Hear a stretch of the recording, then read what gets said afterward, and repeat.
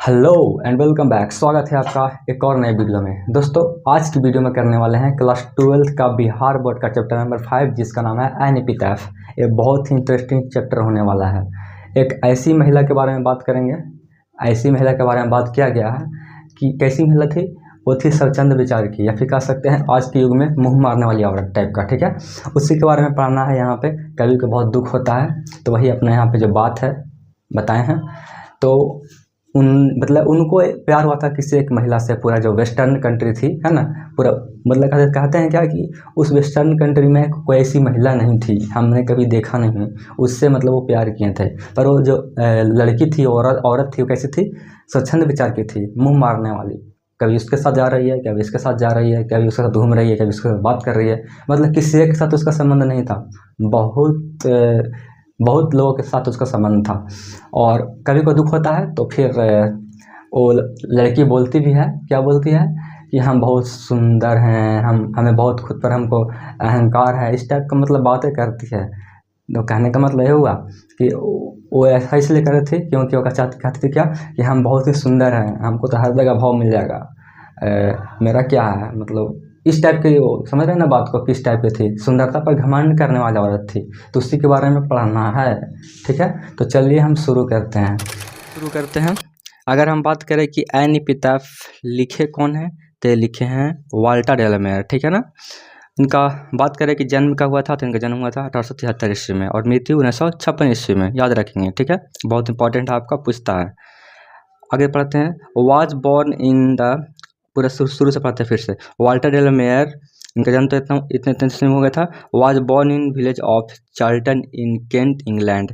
कहने का मतलब इनका जन्म हुआ था कहाँ? इंग्लैंड में। इंग्लैंड में कहाँ? तो एक गांव है जिसका नाम है चार्ल्टन, और चार्ल्टन कहाँ पड़ता था? केंट में। ठीक है ना, वहीं इनका जन्म हुआ था। आगे पढ़ते हैं बाबू। आगे क्या है? He lost his father at age of 4 and had to move with his family to London. कहने का मतलब इनका पिता का मृत्यु हुआ था कब? जब ये 4 साल के थे और इनको इंग्लैंड से लंदन जाना पड़ा। ठीक है।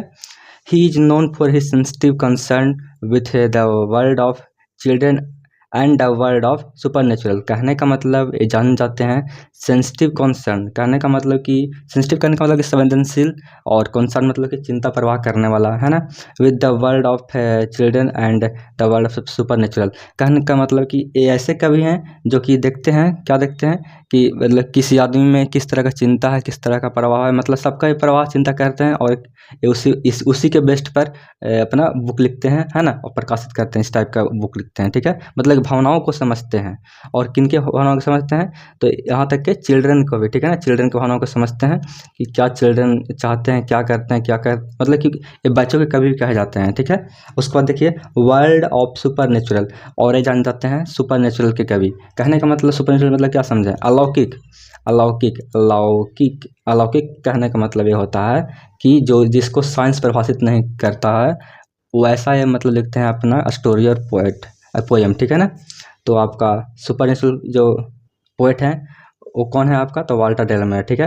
और पूछेगा कि बच्चों के कवि कौन है, तो वाल्टर डेलामेयर। ठीक है, ध्यान रखिएगा, बच्चों के कवि और सुपर नेचुरल ये दोनों आपका वाल्टर डेलामेयर हैं। ठीक है। आगे देखिए बाबू, आगे देखते हैं। इतना ध्यान से बता रहे हैं, याद रखिएगा, क्योंकि इतना मतलब एक्सप्लेन कोई करेगा नहीं। आगे देखिए, आगे कहाँ क्या है? His song for children and peacock pi depict world of dream. ये जो आपका 2 बुक है इनका, सॉन्ग फॉर चिल्ड्रेन और पिकॉक पाई, ये दोनों क्या करता है? डिपिक्ट करता है। मतलब कि डिपिक्ट मतलब होता है वर्णन करता है वर्ल्ड ऑफ ड्रीम। जो मतलब कि दुनिया में जो सपने हैं बच्चों के, या फिर जो भी आदमियों के चिंते हैं, सपने हैं, उनको क्या करता है? ये वर्णन करता है। But even in this song there is a note of melancholy. कहने का मतलब ये सब में ये जो भी सॉन्ग है, इसमें क्या है आपका? छिपा हुआ है एक मेलैंकोली। मेलैंकोली कहने का मतलब होता है उदासी, छिपा हुआ है, या फिर दर्द कर सकते हैं, उस टाइप का, है ना। मतलब सौरो छुपा हुआ है, उसके अंदर दर्द छुपा है, उस टाइप के मतलब वो भी मतलब है ना। नोट्स करते हैं, बताते हैं वहाँ पे। ठीक है। The poet makes us aware of inhuman condition of modern life. कहने का मतलब ये जो पोएट हैं ये बताते हैं कि आज के जो युग है कैसे मतलब कि ह्यूमन से इनह्यूमन बन गया। मतलब कि पहले के जो दुनिया था, पहले के जो लोग थे, मतलब दूसरे से मतलब रखते थे, पर अब क्या है, इनह्यूमन हो गए हैं, मॉडर्न हो गए हैं। मतलब सब सिर्फ अपना देखता है और दूसरे का कोई नहीं देखता है। अजीब टाइप का दुनिया हो गया, वो बताते हैं, ठीक है। He shows his genius by evincing fresh, और क्या लिखा हुआ है यहाँ पे, evincing the fresh state in old themes. कहने का मतलब वो दिखाते हैं कि देखिए आज का जो युग है कैसे, मतलब किस टाइप के इंटरेस्ट में मतलब को खोया जा रहा है, किस टाइप के थीम में मतलब कि खोया जा रहा है। अब हम लोग क्या है, मॉडर्न लाइफ से आते हैं, तो हम लोग का जो भी है मतलब इच्छा है, जो भी शक्ति है, मतलब इस कुछ अलग टाइप का हो गया। पहले के लोगों को कुछ अलग था, तो वही यहाँ पे सब बताते हैं। आगे देखिए कि आगे क्या लिखा हुआ है कि इनको एक पुरस्कार भी मिला था किनके द्वारा, तो क्वीन एलिजाबेथ के द्वारा, है ना। क्वीन एलिजाबेथ सेकंड के द्वारा honoured him with the order of merits 1953।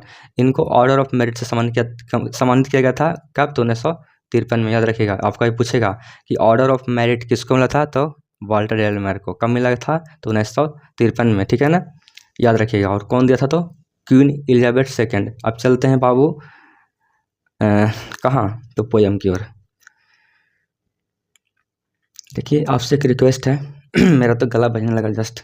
आपसे एक रिक्वेस्ट है कि अगर आप पहली बार आए हैं तो सब्सक्राइब कर लीजिए, ताकि आपका सारा वीडियो रेगुलर मिलता रहे। ये आपका चैप्टर 5 है, बाकी आपको जो भी चैप्टर है रेगुलर आ रहा है, आपका सब चीज़ आपका मिलता रहेगा। चलिए चलते हैं आगे की ओर।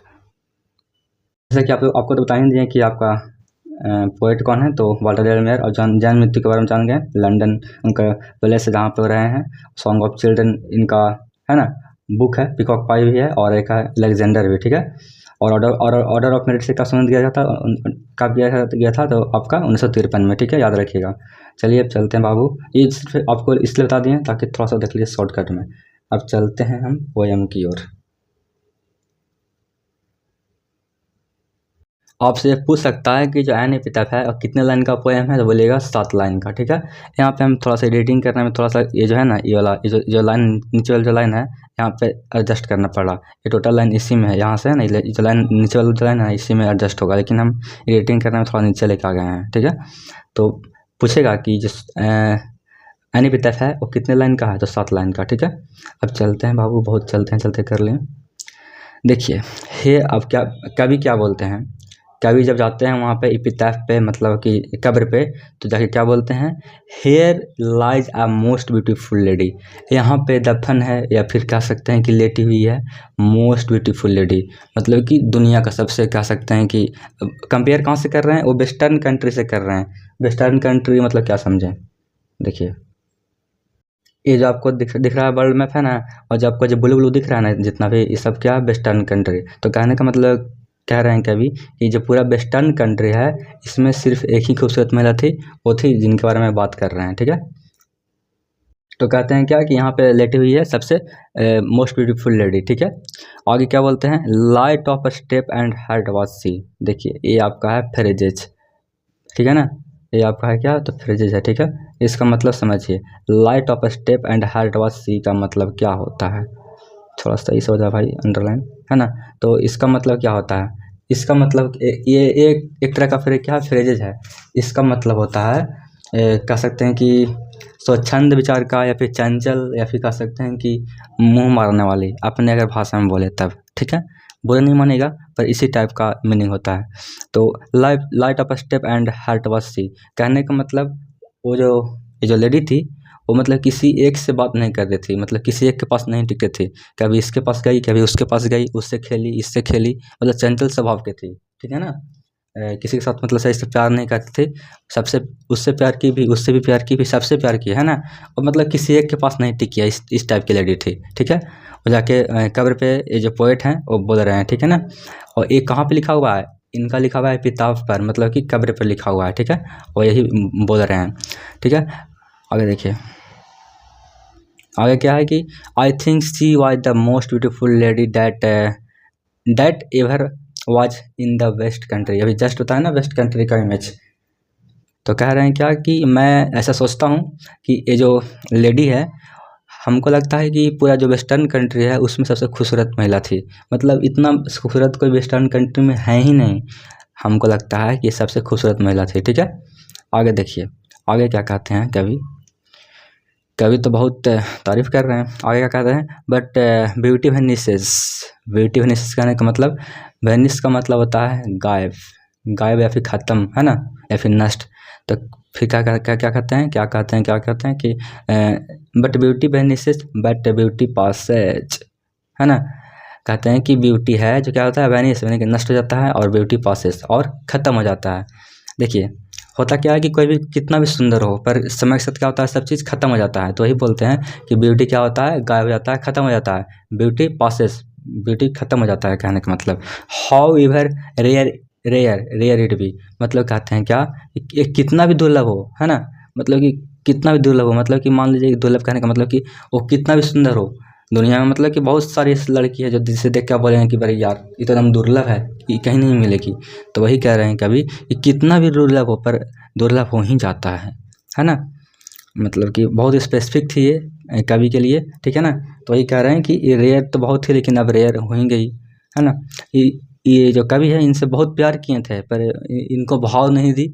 भाव दी भी तो मतलब इनके साथ रही, और फिर कहीं और गई, फिर उसके बाद कहीं और गई, फिर ऐसे ऐसे मतलब दौड़ते धूपते रहते थे, किसी से एक से मतलब नहीं था, ठीक है।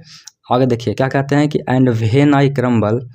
क्रम्बल का मतलब यहाँ पे होता है चीखना चिल्लाना भी होता है, लेकिन यहाँ पे हम मृत्यु के सेंस में यूज करेंगे कि जब मैं मर जाऊँगा, हु विल रिमेंबर।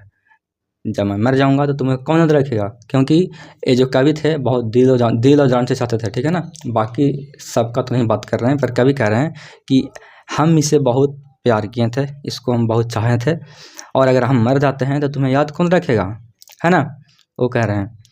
और देखिए इस यहाँ से आगे लाइन में ये लिखा हुआ है कि this lady of the west country, और ये जो लेडी है वेस्ट कंट्री को, इसको याद कौन रखेगा अगर मैं भी मर जाऊँगा तो, ठीक है। तो देखिए पूरा देख लेते हैं एक बार में। कह रहे हैं कि यहाँ पे दफन हुई है एक मोस्ट ब्यूटीफुल लेडी, है ना। पूरा कहाँ के, तो पश्चिम के देशों में ऐसा लड़ी कहीं नहीं थी, वो यहाँ पे दफन है। और light of step and heart of she, ये मतलब कह सकते हैं कि बहुत स्वच्छंद विचार की थी, चंचल विचार की महिला थी, ठीक है।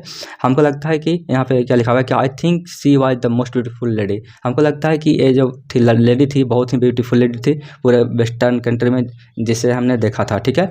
बट ब्यूटी वेनिसेज, पर क्या होता है, ब्यूटी गायब हो जाता है, सुंदरता गायब हो जाता है, और ब्यूटी नष्ट हो जाता है। कितना भी दुर्लभ हो, और दुर्लभ हो ही जाता है, ठीक है ना। एंड व्हेन आई क्रम्बल, जब मैं मर जाऊंगा तो इसे याद कौन रखेगा, है ना। इस lady of the west country, इस लेडी को, है ना, जो वेस्ट कंट्री की है। तो यही अपना कवि यहाँ पे अपना हाव भाव को प्रकट करते हैं, ठीक है। तो इस वीडियो में आपका ये पूरा पोएम है जो कंप्लीट हुआ। ये कैसा लगा पोएम आपको बताना है कमेंट बॉक्स में। मिलते हैं इसका ऑब्जेक्टिव के साथ।